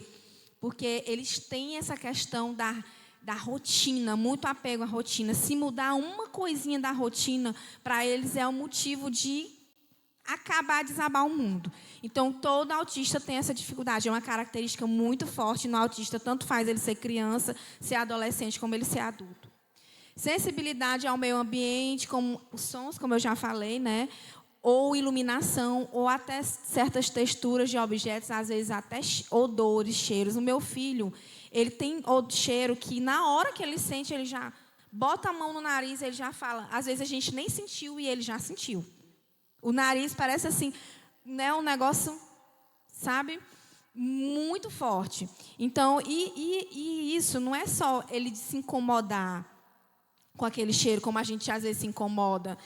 O carro de lixo que passou e a gente se incomodou. Não, é uma coisa tão forte para eles que chega a ser nauseante, que chega a ser angustiante, que pode desencadear uma crise de ansiedade, que pode desencadear uma crise de autista. Porque aquilo ali, para ele, é tão mais intenso do que para a gente, que desregula ele completamente, né? A locomoção. O Adam, por exemplo, ele passou por essa fase de andar nas pontinhas dos pés. Mas foi muito pouco. E tem criança que fica, às vezes, por muito tempo. Exatamente por essa questão da sensibilidade, da busca tátil nos pés, né? Ou às vezes hiper, ou às vezes hipossensível. Então, eles têm essa tendência de andar na pontinha do pé. Todo autista anda na ponta do pé? Não, gente. Tá? Assim como tem gente que não é autista que anda na ponta do pé. Então, isso não é um sintoma de dizer, porque anda na ponta do pé autista. Não, pode ser um sintoma que a criança pode ter. Seletividade alimentar, sendo comum comer apenas alimentos de determinada textura ou cor. A seletividade alimentar é algo muito sério no autismo. É uma das coisas que eu venho sofrendo muito com meu filho nesses últimos tempos, que inclusive nessa última consulta a médica encaminhou ele para terapeuta alimentar. Porque não é só não querer comer. É a questão da textura, é a questão do cheiro, é a questão da cor. A rigidez de comportamento dele, de pensamento dele, faz, às vezes, ele criar padrões até nos alimentos. Ele só vai querer comer aqueles alimentos que são, por exemplo, amarelo. Rosa, o meu é amarelo. O suco só é o mesmo suco. Se você der outro suco para ele, ele não vai querer. Não é porque ele é fresco, não, gente, como as pessoas dizem. É porque o cérebro dele não consegue entender que ele pode ter prazer experimentando uma coisa nova. Para eles é muito difícil fazer algo novo, porque eles estão ali na zona de conforto, naquela coisa de querer fazer as coisas sempre do mesmo jeito. Então, para eles é muito difícil. Eu estou sofrendo muito com meu filho porque ele não come proteína de nada. Ele não come nenhum tipo de carne, ele não come ovo, ele não come nenhuma proteína. A única proteína que ele come é do suplemento que é derivado do leite. Fora isso, ele não come mais nenhuma proteína. A alimentação dele é à base de carboidrato. É arroz branco, só o arroz branco, separado. Não pode misturar, porque se misturar é confusão. Ou só o macarrão, que ele não estava comendo, agora voltou a comer, né? Ou então a farofa. Perceba que são alimentos claros. É o branco, é o amarelo. Se botar uma cor, uma folha, um negócio, um tomate, ele não vai querer. Por causa do... Ele não come proteína. Então, gente, seletividade alimentar é outra coisa. Todo autista tem seletividade alimentar? Não. Não. Meu primo, que é autista severo, ele come até uma cadeira dessa se deixar. O Enzinho vai comer. Então, assim, não é todo autista, mas os que têm, eles podem ter, e muitas vezes é um problema muito sério. Por quê? Porque, às vezes, a pessoa que não conhece fica forçando a criança a comer. Mas tu tem que comer. Mas é porque se tu não comer, tu vai morrer, tu vai adoecer. Aí força a criança. Aí o que acontece? Às vezes, a criança deixa de comer tudo. Tudo. E isso é tão sério que a médica do meu filho falou para mim agora, essa última consulta, que ela teve um paciente que ele foi parar no hospital à beira da morte, com desnutrição, desidratação grave, anorexia grave. Por quê? A avó queria que o menino comesse, ficou. E ele parou de comer até as coisas que ele comia. As poucas coisas que ele comia, ele parou. Inclusive água. Nem água ele não quis beber mais. Então, ele ficou à beira da morte. Ele saiu do consultório dela direto para o hospital, para ser internado, se alimentando à base de uma sonda, para poder ele não morrer. Então, gente, é uma coisa muito séria. Tudo no autismo, a gente tem que olhar com outros olhos, porque não é frescura. É a cabeça deles que funciona diferente da nossa. Eles não têm flexibilidade de pensar como a gente. A gente tem aquela coisa de aventurar em outras experiências. Eu quero provar essa comida aqui para ver como é que ela é. Para eles, não. Para eles, aquilo ali, quanto mais certeza de que ele vai comer aquilo daquela mesma maneira, melhor. É por isso que eles gostam muito de alimento industrializado. Os biscoitinhos, né? Essas coisas industrializadas. Por quê? Porque sempre vão ser do mesmo jeito. Fruta, gente, qual é a fruta que é igual? Não existe fruta igual. Se ela amadurecer um pouco, ela já vai ter uma textura diferente, um cheiro diferente, um aspecto diferente. E ele espera o quê? Ele espera a mesma coisa, ele espera que ela esteja daquele mesmo jeitinho, o mesmo aspecto, a mesma textura todas as vezes. Então, é algo que tem que ser trabalhado com eles muito, muito, muito. E é algo que tem que ser aos poucos, né? Deixa eu correr que a hora já está, né, adiantada. Aqui são mais 2 vídeos mostrando o Adam escrevendo o alfabeto cirílico. Uma criança de 2 anos de idade, ela aprendeu e escrevia. Escreve. Ele tinha 2 anos de idade. Lá em casa, no quadro lá de casa. Quer dizer, o hiperfoco total. Ele queria só fazer isso. E quando tem criança que quer brincar de carrinho, né? Ele queria fazer isso. E o outro é a textura. Como ele não conseguia pegar nessa slime de jeito nenhum. Nesse dia ele ainda pegou no copo, mas antes ele nem no copo ele não pegava. Que foi? Ele corria. Aranhas? Cadê aranhas? Tinha uma aranhazinha dentro que eu coloquei para chamar a atenção dele para ver se ele queria pegar. Olha o jeito que ele fica com a slime no pé dele, gente. Caiu no pé dele. Olha o jeito que ele fica todo, ó. Aranha. Ele entrega. Aí ele vai sair, ó, o jeito que ele vai caminhando, ó. Ó. Todo incomodado, todo, ó. Ele ficava, sabe, angustiado quando esse negócio pegava nele. E aí ele já está melhor, porque antes ele chorava quando ele via a slime. Pode passar, Fabrício. Pode passar. Sinais podem mudar, ficando mais discretos, ou mais evidentes com o passar do tempo e de acordo com as intervenções realizadas. Então, esses 2 vídeos são para mostrar o quê? O Adam, naquele outro vídeo, ele todo com a slime. Olha o que ele fez nesse vídeo mais recente. O de lá, Fabrício. Ai.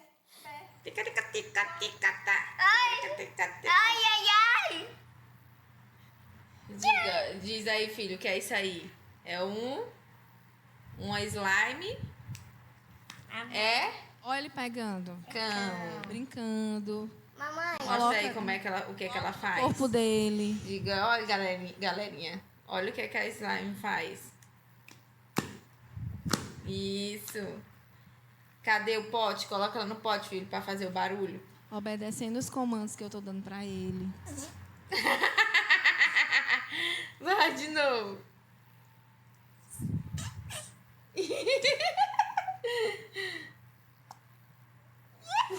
Yes. Diz aí, filha. É isso aí, galerinha. Isso aí, galerinha. Deixe seu like. Deixa o like. Se inscreva no canal. Se inscreva no canal. Ativa o sininho. Ative o sininho. E tchau. Tchau. Um beijo. Reparem que ele repetiu tudo que eu falei para ele. E quando eu disse para ele mandar o beijo, ele não falou beijo, ele mandou o beijo. Porque antes, quando eu falava beijo, ele falava beijo. Não, mas eu estava pedindo para ele mandar o beijo. Então, ele já fez tudo direitinho, como era o esperado para uma criança da idade dele. Para você ver como a terapia vale a pena, como intervir vale a pena, como a criança que ele é hoje é totalmente diferente da criança que ele era antes. Então, os sinais, eles podem ficar mais discretos. Assim como podem aparecer outras coisas também. Esse outro vídeo é mostrando... Ele menorzinho aí. Cadê o peixe? Ele apontando pro peixe. Cadê o outro peixe? O outro peixe. Cadê o outro peixe? O outro. Isso! Lindo! Então, isso aí foi depois que eu fiz aquele treino com ele, que ele estava nas terapias. Aí ele começou a apontar para as coisas, a pedido da gente. Pode passar. Volta. Então, o que fazer quando você perceber esses sinais? A primeira coisa, né? Procurar um acompanhamento profissional o quanto antes. Eu sempre digo, em onde eu for, por onde eu for, onde eu der meu testemunho, eu vou falar que vale a pena você intervir precocemente, você procurar ajuda o quanto antes. As pessoas, quando eu dizia que meu filho tinha sido diagnosticado com 1 ano e 8 meses, mas me perguntavam algumas, mas não é muito cedo, não? Não é só com 5 anos que dá diagnóstico de autismo? Eu digo, não é só com 5 anos. Quanto antes a criança for diagnosticada com autismo, melhor, porque não é só o diagnóstico, mas as intervenções, começar o tratamento. Outra coisa que eu não contei, o Adam, ele foi diagnosticado com 1 ano e 8 meses. mas ele começou as intervenções com 1 ano e 4 meses.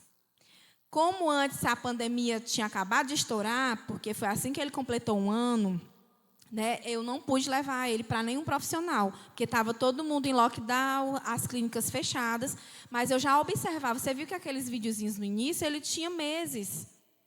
A gente já estava observando, mas a gente não tinha levado ainda, porque, primeiro, que quando eu levei para a pediatra não me deu um retorno favorável. Ela não falou assim para mim: Kelly, vamos procurar ajuda? Vamos investigar? Não, ela disse assim: vamos ver se ele... É porque ele estava muito alegre, muito excitado, aí ele pode estar fazendo isso daí. Mas eu via que ele ficava fazendo por minutos e minutos e minutos e minutos a fio. Que não era um comportamento só de brincadeira. Era algo diferente, né? Então, quando ele completou 1 ano, a pandemia começou e a gente ficou em lockdown. E aí eu digo que Deus agiu mais uma vez na minha vida.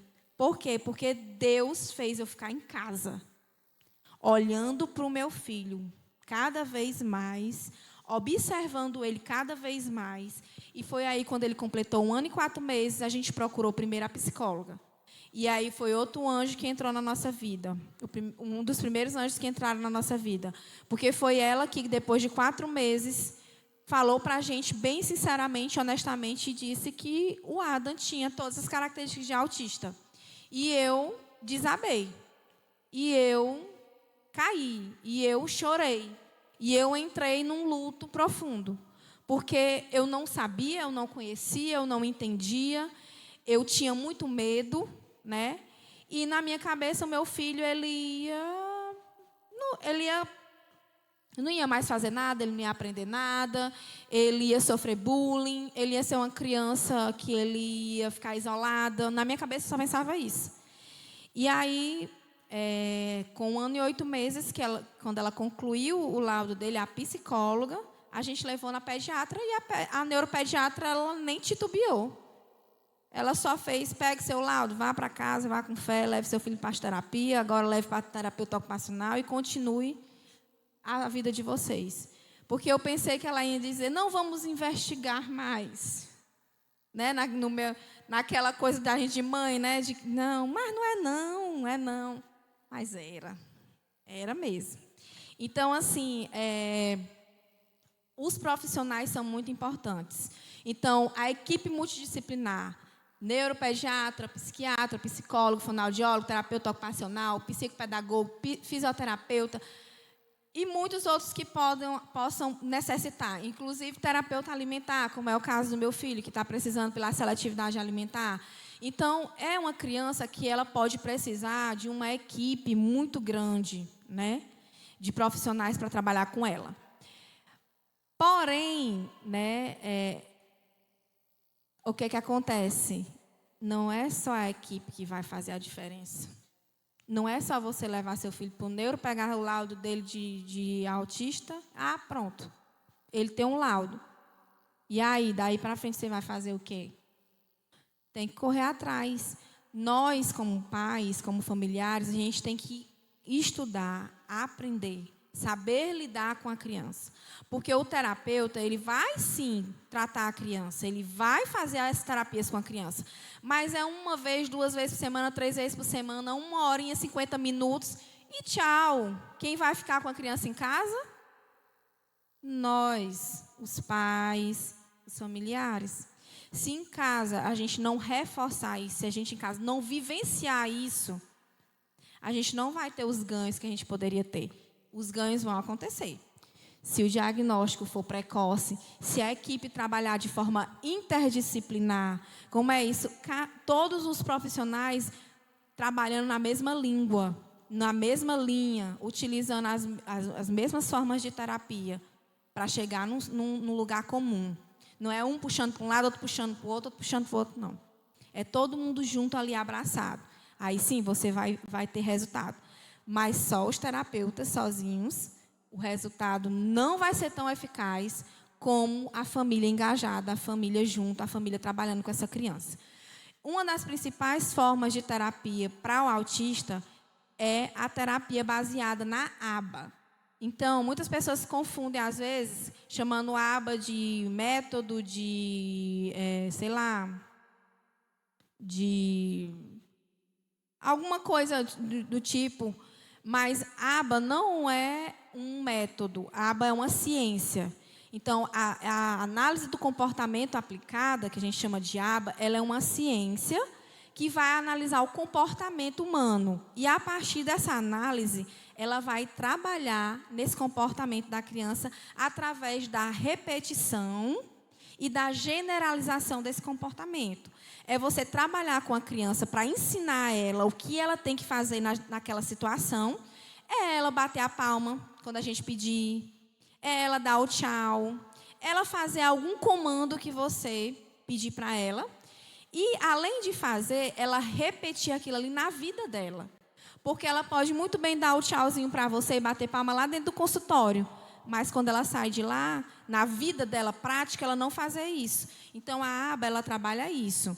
É ensinar para a criança aquilo que ela não conseguia aprender naturalmente, através da repetição desse aprendizado, e fazer com que essa criança ela leve esses comportamentos para a vida dela. E não fazer só dentro do consultório, né?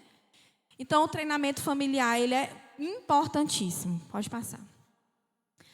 Outra coisa são as estratégias para você lidar com o autista. Essa fotinha é de uma que eu tenho lá em casa, que eu uso com o Ada. É o quadrinho de rotinas. Hoje em dia ele já sabe. Que dia é hoje? Porque meu filho, eu tenho essa vantagem. Ele tem noção de dia, de mês, de ano. Ele sabe se hoje é o mês de outubro, o próximo mês é o novembro, que dia é hoje. Ele sabe. Então, ele já vai lá no quadrinho e ele diz, hoje é sábado, eu vou ter que fazer o que de manhã? Eu vou acordar, eu vou escovar os dentes, depois eu vou tomar café. Tudo nas figurinhas para ajudar ele a fazer aquilo. Porque o autista também tem essa dificuldade. Se ele não visualizar, o cérebro dele não vai conseguir reproduzir aquele aprendizado, às vezes. Às vezes ele precisa visualizar para poder ele fazer essa repetição. Então, uma das estratégias é o quê? Organização. Você ter ambientes organizados em casa, às vezes até com divisórias, com etiquetas, com cestinhos, coisas que facilitem do autista ter essa coisa da organização dentro da rotina. Uso de imagens, por exemplo, o quadrinho aqui, né, de rotina, é uma forma de utilizar a imagem, mas pode ser uma foto, pode ser até na internet, você vai imprimir uma folha para mostrar para ele alguma coisa que você quer que ele aprenda. Rotinas bem definidas, como eu falei, quebra de rotina é terrível para o autista. Quebrou a rotina, ele vai desregular, ele vai ficar, né? Então, tentar manter o máximo possível essas rotinas. Oferecer previsibilidade. O que é isso? Por exemplo, o Ada, ultimamente a gente tem feito algumas viagens. Para onde a gente vai, por exemplo, a gente viajou final de semana retrasado para um local que tinha lagoa, né, para a gente passear. E eu já fui dizendo para ele, filho, nós vamos viajar para um lugar tal, lá é assim, é assado, lá tem uma lagoa, lá tem isso e aquilo. Para ele saber de antemão, para não ser aquela coisa de surpresa, ele chegar no local, se sentir totalmente deslocado e aí ele se desregular, como já aconteceu outras vezes. Evitar excesso de estímulos sensoriais, aquela coisa de muita luz, né, sons, tudo isso pode hiperestimular o autista. Pode passar. Outra coisa em relação a isso que a gente precisa saber, o que são os disparadores de crise no autista. O que é um disparador? Um disparador é um estímulo que vai desencadear um comportamento disfuncional no autista. Então, esse disparador, ele pode ser de duas formas. Ele pode ser um disparador interno ou ele pode ser um disparador externo. Esse estímulo, ele pode ser, por exemplo, algo orgânico. É porque ele está sentindo uma dor, gente. E ele não sabe dizer. Ele não sabe se expressar. Às vezes, ele é um autista não oralizado. Ele não consegue falar. E aí, ele está sentindo aquela dor e aquilo está incomodando tanto ele que pode virar um disparador para uma crise, né? É fome, é uma alergia, é o cansaço, às vezes. Eu ouvi já relatos de autistas adultos que, depois de um dia de trabalho exaustivo, às vezes entram em colapso, entram em crise. Por quê? Por causa do cansaço. Esse disparador interno, ele pode ser também emocional. Às vezes a pessoa, ela tem apego, por exemplo, à mãe. A mãe vai viajar, ela está sentindo falta da mãe. Ou um parente que morreu, ela está sentindo falta daquele parente. Aquilo ali pode ser um motivo para causar uma crise, para ser um disparador. Cognitivo, excesso de demanda em determinadas atividades. Muita coisa para a criança fazer.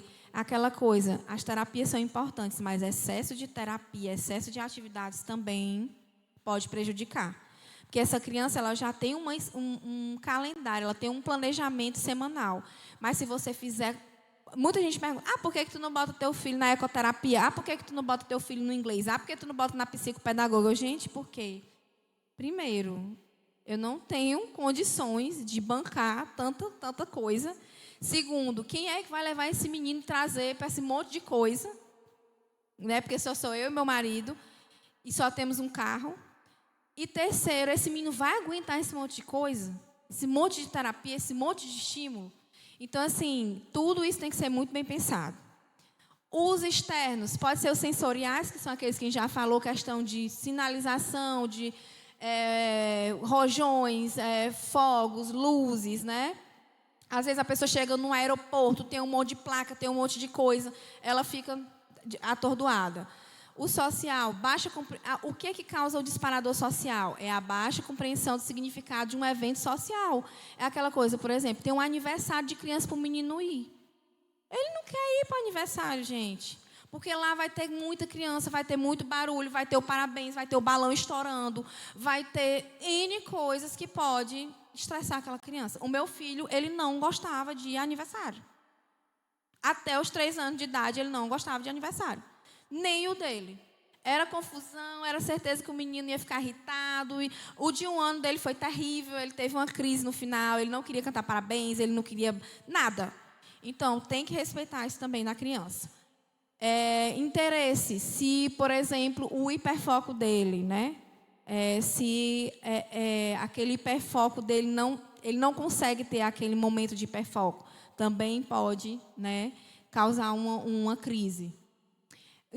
Comunicação, dificuldade de entendimento e expressão com outras pessoas. Às vezes a criança, como eu falei, ela não fala, ela não consegue se comunicar através da fala. É muito mais difícil para ela se fazer entender. E aquela angústia dela se fazer entender pode servir como um disparador e fazer ela ter uma crise. Então, em situações, né, o que é uma crise? Falamos dos disparadores, agora o que é a crise? O que é a crise do autismo? São aquelas situações, né? Aliás, nas situações de sair da rotina, de lidar com estímulos sensoriais desconhecidos, eles podem apresentar processos compensatórios, que são aquelas questões de autorregulação. E aí, a crise ela vai acontecer quando você tem alterações no comportamento dessa criança, dessa pessoa, como, por exemplo, estereotipias motoras, irritação, birras, agitação, motor, isolamento e até mesmo agressividade. Então, crise é diferente de birra, porque a birra da criança ela tem um objetivo. A criança ela vai birrar porque ela quer alguma coisa. É um brinquedo, ela tem algum interesse. Na hora que você fizer aquilo ali para ela, ela vai parar de birrar automaticamente. Agora, a crise não. A crise é uma desregulação total. É o cérebro dele que é como... Sabe a pessoa que tem epilepsia? Que os neurônios eles vão dar aquelas descargas elétricas e a pessoa começa a ter aquela contração no corpo sem conseguir se controlar. A crise é isso. O cérebro do autista ele dá um nó tão grande que ele não consegue se controlar. Ele entra em total colapso, ele não consegue se controlar, ele pode começar a fazer estereotipias muito mais frequentes, com muito mais intensidade, e ele pode, inclusive, chorar, gritar incessantemente, inclusive agredir, se autoagredir ou agredir outras pessoas por conta da crise. Tá? Então, é a perda de controle da criança em decorrência de resposta de sensação de sobrecarga sensorial emocional, tendo seu gatilho com ou sem espectadores. Ou seja, tanto faz ela estar sozinha como não, ela pode ter uma crise. E elas são mais intensas e duradouras do que uma simples birra. Pode passar. Dentre essa questão das estereotipias e do que você pode observar, por exemplo, dos sinais do autista que ele pode mostrar para você que ele vai ter uma crise, são as estereotipias. E as mais comuns são balançar as mãos e os braços, repetição de sons, pulos e gritos sem motivos aparentes, ficar observando as próprias mãos, fixação no reflexo da luz e andar nas pontas dos pés, né? Ele vai ficar fazendo isso a todo tempo, sem motivo nenhum. Simplesmente porque é autorregulatório. Pode passar. E aí, mais um videozinho do Ado fazendo a autorregulação, que é esse movimento de estereotipia. Então, é quando a estereotipia é quando ela apresenta comportamentos repetitivos sem função aparente. Ela está repetindo aquilo ali, não é para mostrar alguma coisa, um objetivo para você. Não, é simplesmente para ela fazer porque ela quer fazer, porque ela se satisfaz fazendo aquilo ali. Então, se a estereotipia ela não causar prejuízo, não precisa você interromper. Tá? O Adam está ali, balançando a meiazinha dele ali, ele não está fazendo mal a ninguém. Então, para que eu vou ficar dizendo, para de fazer isso, menino, para de fazer isso. Para ele isso é satisfatório. Para ele isso dá prazer. Para ele isso regula o emocional dele. Então, nem sempre a gente tem que intervir. Mas, pode passar. Mas aí, vamos saber como é que essas crises funcionam. Com o que pode causar essas crises, né? Como eu já falei, ambientes muito estimulantes, né? Então, excesso de atividade, barulho, pode sobrecarregar a criança. Ela, então, tem dificuldade para lidar com excesso de estímulos, o que provoca o colapso. Problemas na comunicação, como eu falei, a criança que não consegue dizer o que ela quer, o que ela está sentindo, isso daí vai dar uma angústia, vai causar uma desregulação e ela pode entrar numa crise. Então, ela tem dificuldade de se comunicar da forma adequada, inclusive dos sentimentos, né? E pode ter a crise. Impede de construir. Aí, o que acontece quando ela tem problema na comunicação? Isso pode afetar a questão da socialização. Ela pode o quê? Impedir a construção de amizades, relacionamentos, pode estressar ainda mais a pessoa, tá? Ela não encontra outra maneira de se expressar as emoções, sentimentos e busca refúgio nas crises. Pode passar. Outra coisa que pode causar crise, sobrecarga de informação, né? A informação, como a Chalba falou, se você disser para o menino, pega uma maçã, uma banana e uma pera. Quando chegar lá, ele não vai se lembrar mais do que você pediu. Às vezes, você tem que dar a informação aos poucos. Primeiro, para ele fazer uma coisa, um passo de cada vez. Porque se você pedir para ele fazer várias coisas ao mesmo tempo, ele pode se sobrecarregar. Às vezes, até numa conversação. O Adam, meu filho, ele tinha, às vezes, esse problema. Quando a gente começava a conversar com ele, às vezes ele falava assim, hã? Hã? A gente falava com ele, hã? Aí o meu marido disse assim, filho, você não está ouvindo? Outra coisa, às vezes, no começo, quando a criança é bebê, as pessoas pensam que a criança está surda, que ela é surda, que ela tem surdez. Por quê? Porque o autista ele tem essa dificuldade de você chamar e ele olhar, né? A questão do contato visual. Aí a pessoa faz, esse menino é surdo. Aí vai lá e faz o exame, ele não é surdo. É porque ele simplesmente não quer olhar para você, ele não acha interessante ter essa interação com você. E né, em relação a essa sobrecarga de coisas, o Adam passou por uma época nisso, que você falava as coisas para ele, ele ficava, hã? Por quê? Porque ele não conseguia conectar os comandos que você dava. Às vezes você tem que dar os comandos um a um, passo a passo, para poder ele compreender. Se você der demais, coisa demais, ele pode sobrecarregar. Afastamento da rotina, aquela coisa da quebra da rotina é crucial. Quebrar a rotina do autista é terrível, né? Pode passar. E uma intervenção desnecessária. Como é essa intervenção desnecessária? Às vezes a criança ela quer fazer algo, ela quer fazer aquela atividade, mas você vai e faz pão por ela. Aí aquilo ali angustia ela, porque ela queria fazer, ela se sentia apta, e você foi lá e fez por ela. Você fez uma intervenção desnecessária. E aí isso daí também pode ser motivo de disparar uma crise. Pode passar. E aí, como é que a gente pode estar acalmando essa criança na hora da crise? Primeiramente, calma. Passar calma. Agir de uma maneira tranquila. não gritar, não se estressar, tá? Isso não vai ajudar a criança, pelo contrário, vai piorar a situação, tá? Então, ela precisa saber que tudo vai ficar bem, é você passar tranquilidade para ela. Tentar mostrar para ela que não tem motivo para pânico, que ela vai ficar bem. É o primeiro passo para tudo. Outra coisa que você pode fazer é abraçar, se aquela criança gostar de contato. Porque tem pessoas autistas que elas não gostam, elas não se sentem bem com contato físico. É outro mito. O autista, ele não tem empatia, o autista, ele não tem sentimento. Ele não gosta de toque. Não é isso. Tem autistas que não gostam, não se sentem bem. Tem autistas que... Meu filho adora, né? Ele me abraça, de boa. Então, como qualquer outra criança.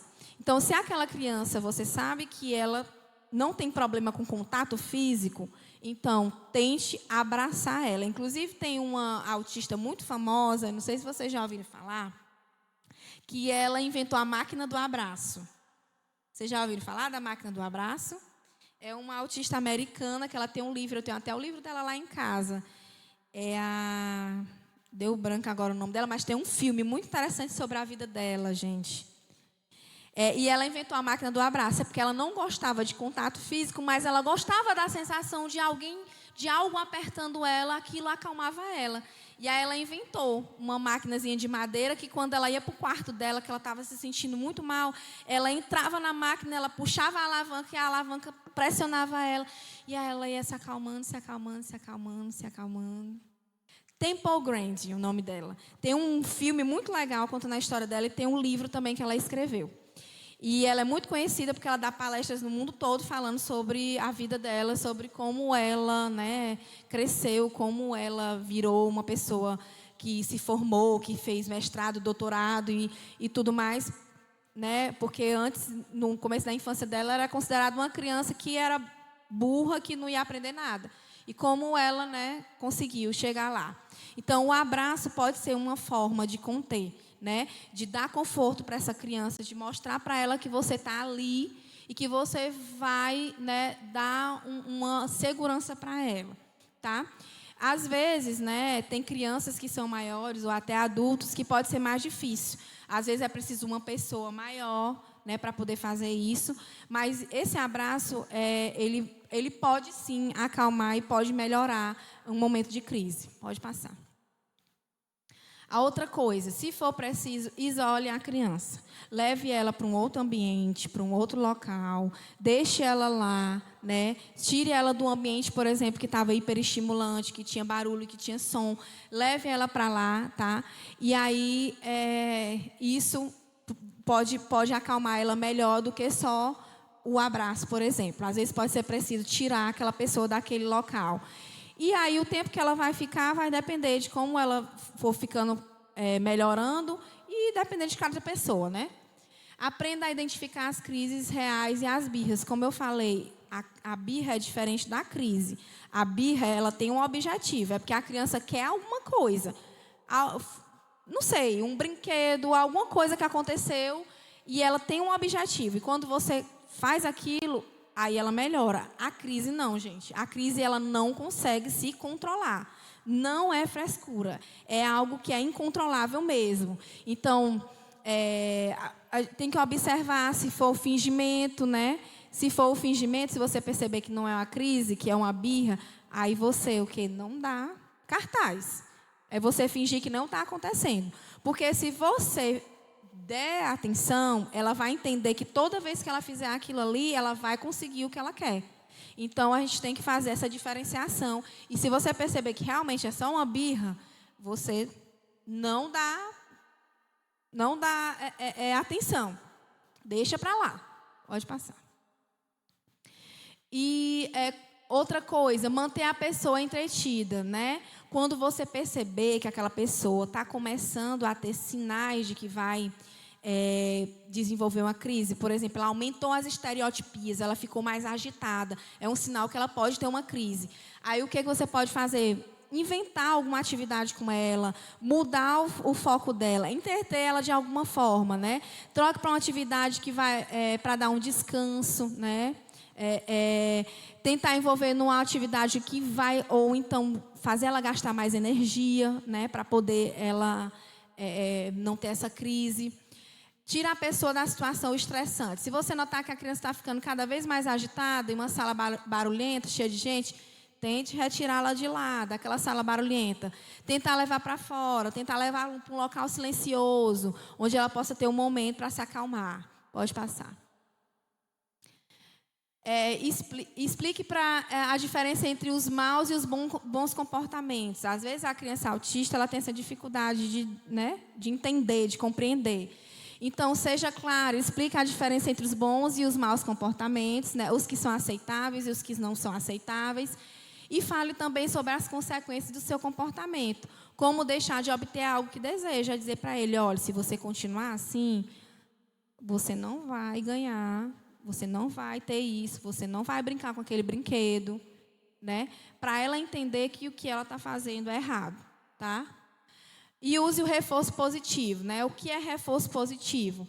É quando você reforça aquele comportamento que você quer, que foi legal. Ele nunca tinha feito uma coisa e ele começou a fazer e você faz aquela festa e você dá estímulo para ele, para mostrar para ele que fazer aquilo é legal. Por exemplo, se ele, ao invés de bater no coleguinha, ele dá um abraço, ele faz um carinho. Não, ao invés de você brigar porque ele bateu, você reforça aquele bom comportamento. Que legal, muito bem, você fez isso.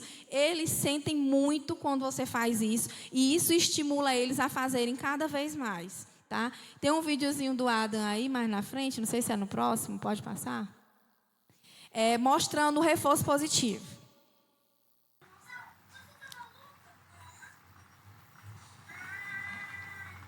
Ele estava fazendo isso já por muito tempo.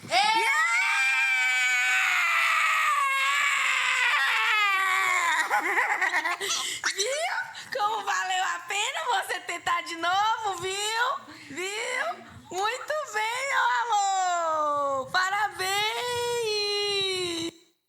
Então, gente, é isso. Ele estava minutos e minutos tentando colocar aquela bola dentro daquele banquinho. E ele não estava conseguindo, ele já estava ficando chateado, ele já estava ficando irritado, ele não queria fazer mais. E aí, quando ele conseguiu, você viu que eu fiz a maior festa, eu disse que valeu a pena você tentar, olha que legal você conseguiu. Isso é o reforço positivo, é você mostrar para a criança que ela consegue, que ela tem capacidade, que legal você fez, dá valor ao que ela faz. E não simplesmente só focar no que ela não faz. Porque a criança ela pode ter muitas dificuldades, mas a gente não vai focar nas dificuldades. A gente vai focar nos potenciais dela, no que ela pode fazer, no que você pode reforçar para aquela criança melhorar cada vez mais. Pode passar. E aí, gente, para finalizar, que eu já me delonguei muito, já passei da hora, o que eu tenho para dizer para vocês sobre tudo que a gente falou aqui, né? É que o autismo, ele é um transtorno. Ele vai afetar, né, as mais diversas formas do quê? Da socialização, da comunicação, do comportamento. Mas, se tiver intervenção terapêutica realizada da maneira correta, responsável, é muito possível, é mais do que possível desenvolver habilidades sociais, capacidade de aprendizagem, garantindo uma melhor qualidade de vida para os autistas e não só para eles, mas para a família. Então, eu vim hoje dar passar esse conteúdo para vocês, não só informações assim de uma maneira científica, mas de falar como um testemunho de vida meu. Kelly, uma mulher, né, mãe, que se viu mãe pela primeira vez de uma criança que ela nunca imaginou que ia ter essa criança ia ter um transtorno do neurodesenvolvimento, que eu não sabia nem o que era, né? Mas que a partir do momento que eu desconfiei, eu procurei ajuda, eu descobri, eu me envolvi, eu procurei conhecimento, eu estudei e eu comecei a praticar na minha vida com meu filho tudo isso. E hoje meu filho é a criança que ele é.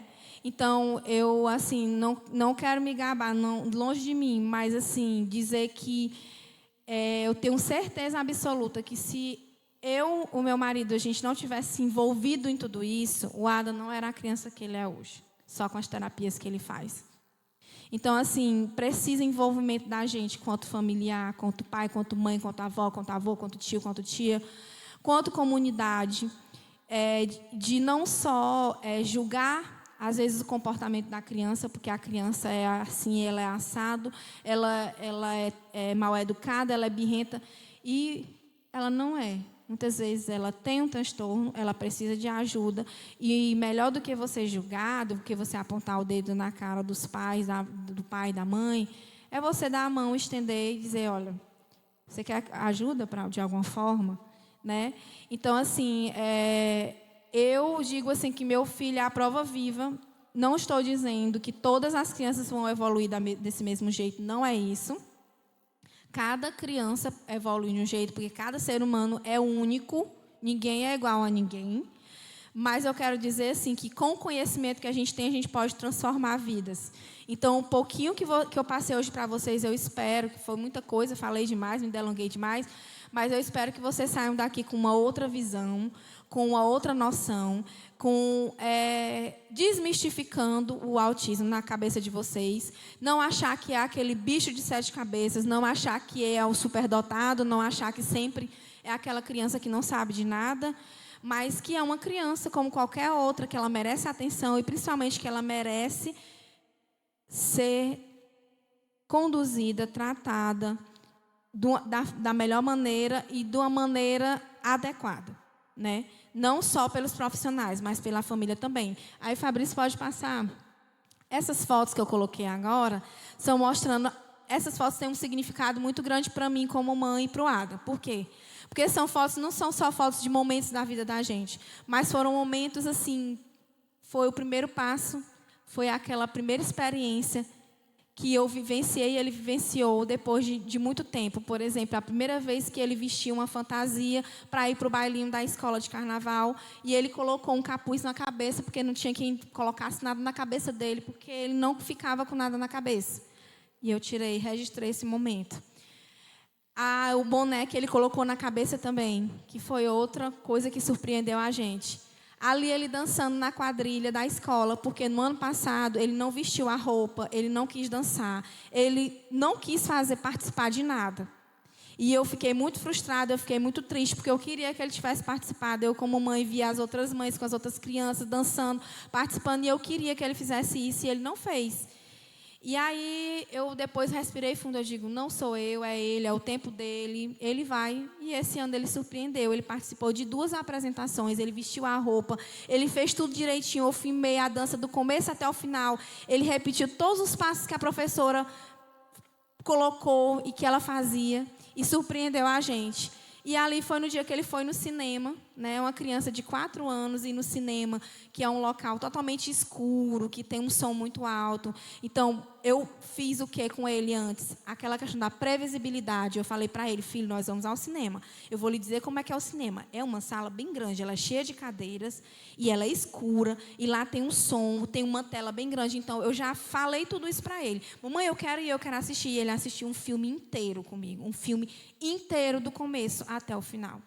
Mais de 1 hora de filme. Então, gente, tudo isso representa a minha história de vida como mãe, a história do Adam e os ganhos que ele teve para mostrar para vocês como quando você trabalha com a criança evolui, né?